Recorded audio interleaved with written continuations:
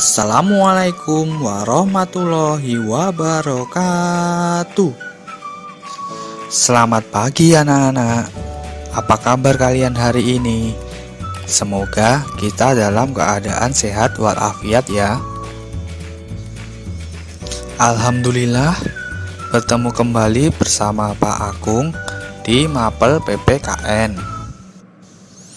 Sebelum kita memulai pelajaran hari ini, marilah kita membaca doa terlebih dahulu sesuai dengan agama dan kepercayaan kita masing-masing. Berdoa dimulai.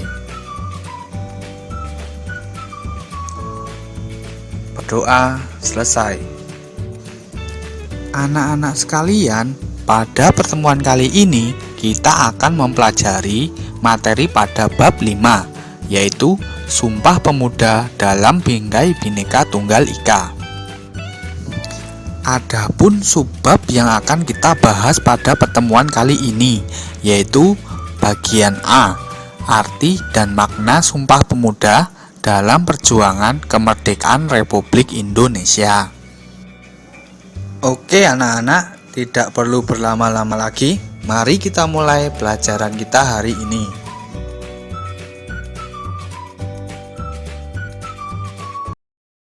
Adapun pokok bahasan dalam materi kita kali ini, yaitu yang pertama, peran perjuangan pemuda dalam organisasi kepemudaan. Yang kedua, arti dan makna Sumpah Pemuda dalam perjuangan kemerdekaan Republik Indonesia. Anak-anak sekalian, banyak pengertian mengenai pemuda. Pemuda itu dapat dikatakan mereka yang berusia 16-30 tahun. Sumpah Pemuda sendiri merupakan suatu pengakuan dari pemuda-pemudi Indonesia yang mengikrarkan satu tanah air, satu bangsa, dan satu bahasa. Sumpah Pemuda dibacakan pada tanggal 28 Oktober 1928. Babak baru perjuangan yang awalnya bersifat kedaerahan menjadi bersifat nasional. Jadi dulunya itu perjuangan untuk meraih kemerdekaan itu masih bersifat lokal atau kedaerahan saja anak-anak. Lalu para pemuda itu sadar bahwa perjuangan yang seperti itu akan sia-sia saja. Jadi para pemuda juga sadar bahwa hanya dengan persatuan dan kesatuan cita-cita kemerdekaan dapat diraih. Begitu anak-anak. Lalu pada tahun 1908 Indonesia mulai bangkit dengan berdirinya Budi Utomo. Budi Utomo merupakan pendorong berdirinya berbagai organisasi pemuda seperti yang pertama, Trikoro Darmo. Trikoro Darmo didirikan oleh R. Satiman, Wiryo Sanjoyo, dan kawan-kawan di Gedung Stovia, Jakarta pada tahun 1915. Trikoro Darmo merupakan cikal bakal dari Jong Java. Trikoro Darmo memiliki 3 misi mulia, yaitu Sakti yang artinya kekuasaan dan kecerdasan. Yang kedua, Budi yang artinya bijaksana, dan Bakti yang artinya kasih sayang. Tujuan organisasi ini adalah yang pertama, mempererat tali persaudaraan antar siswa-siswi Bumi Putra pada sekolah menengah dan kejuruan. Yang kedua, menambah pengetahuan umum bagi anggotanya. Yang ketiga, membangkitkan dan mempertajam peranan untuk segala bahasa dan budaya. Yang kedua, Jong Sumatranen Bon merupakan organisasi kepemudaan Persatuan Pemuda Pelajar Sumatera. Didirikan tahun 1917 di Jakarta. Pada kongres ketiga, organisasi ini melontarkan pemikiran dari Muhammad Yamin, yaitu anjuran agar penduduk Nusantara menggunakan bahasa Melayu sebagai bahasa pengantar persatuan. Jong Sumatranen Bon ini melahirkan tokoh-tokoh besar seperti Muhammad Hatta, Muhammad Yamin, dan Bahdir Johan. Yang ketiga ada Jong Ambon, Jong Minahasa, Jong Celebes. Didirikan pada tahun 1918. Selanjutnya, pada tahun 1918 sampai 1919 mendirikan Jong Minahasa dan Jong Celebes. Salah satu tokoh yang lahir dari Persatuan Pemuda Minahasa yaitu Sam Ratulangi. Organisasi pemuda lainnya yang bergerak untuk mewujudkan cita-cita Indonesia yang merdeka adalah Sekarukun, didirikan 1919. Ada juga Jong Betawi, didirikan 1927. Dan ada juga Jong Batak Bons, didirikan 1925, yang nantinya akan mendorong lahirnya Sumpah Pemuda.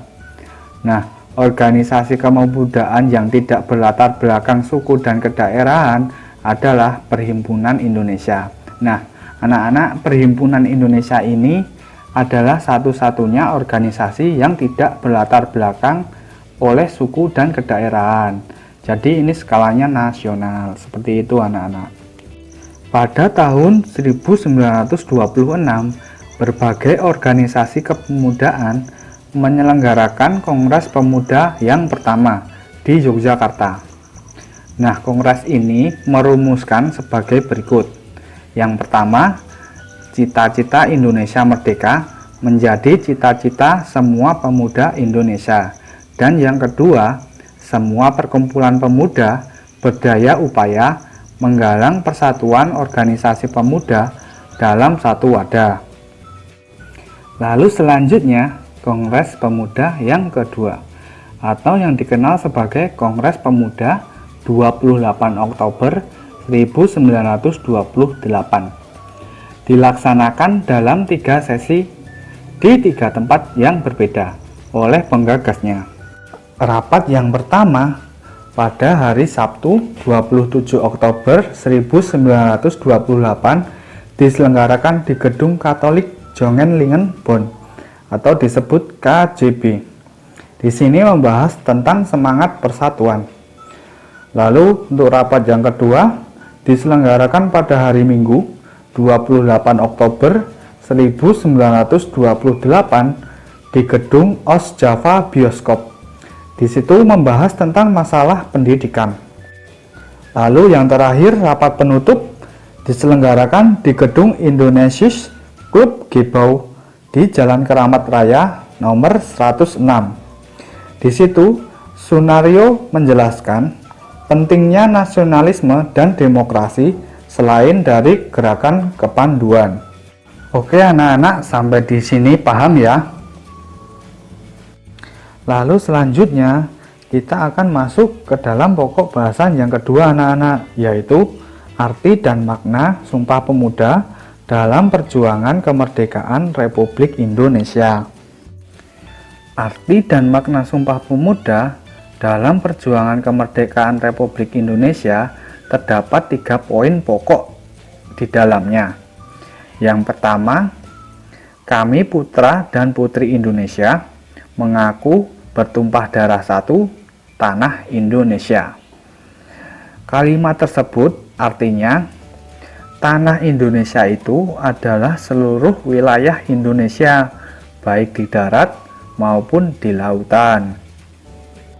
Lalu yang kedua, kami putra-putri Indonesia mengaku berbangsa satu, bangsa Indonesia. Dalam kalimat tersebut, artinya merupakan bentuk dari paham kebangsaan. Lalu yang terakhir, poin 3, kami putra dan putri Indonesia menjunjung bahasa persatuan, bahasa Indonesia. Artinya, menegaskan bahwa bahasa persatuan adalah bahasa Indonesia yang memiliki peranan yang sangat menentukan dalam perkembangan kehidupan bangsa Indonesia. Nah, begitu anak-anak, sampai di sini kalian sudah paham ya? Oke anak-anak, mungkin itu saja yang dapat Bapak sampaikan. Semoga bermanfaat dan semoga kalian dapat memahaminya ya. saya akhiri.